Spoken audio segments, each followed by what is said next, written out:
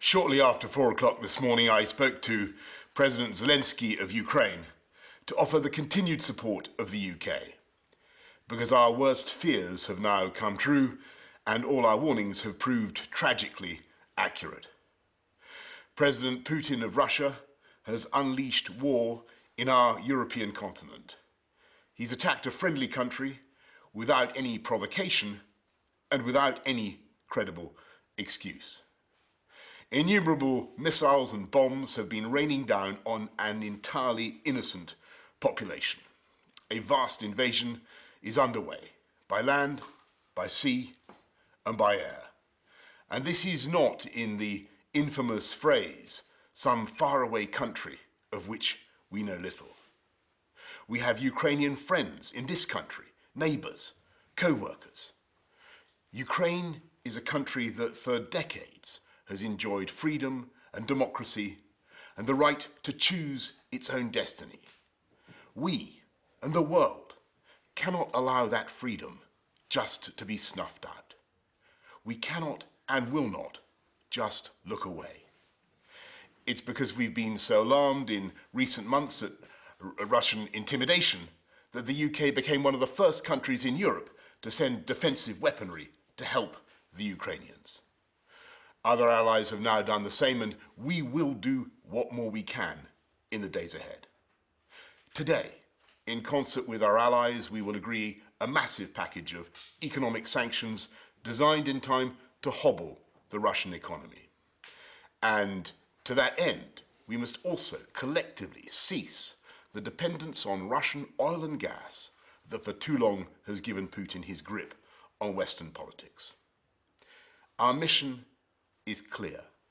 Diplomatically, politically, economically, and eventually militarily, this hideous and barbaric venture of Vladimir Putin must end in failure. And so I say to the people of Russia, whose president has just authorized a tidal wave of violence against a fellow Slavic people, the parents of Russian soldiers who will lose their lives, I cannot believe this is being done in your name, or that you really want the pariah status it will bring to the Putin regime. And I say to the Ukrainians in this moment of agony, we are with you. We're praying for you and your families, and we are on your side. And if the months ahead are grim and the flame of freedom burns low, I know that it will blaze bright again in Ukraine, because for all his bombs and tanks and missiles, I don't believe that the Russian dictator will ever subdue the national feeling of the Ukrainians and their passionate belief that their country should be free.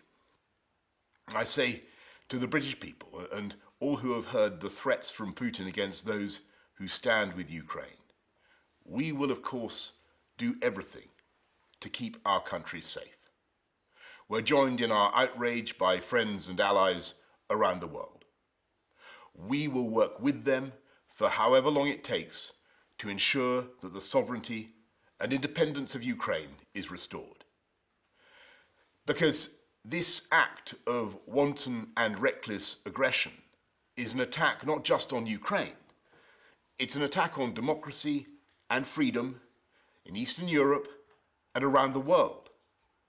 This crisis is about the right of a free, sovereign, independent European people to choose their own future. And that is a right that the UK will always defend.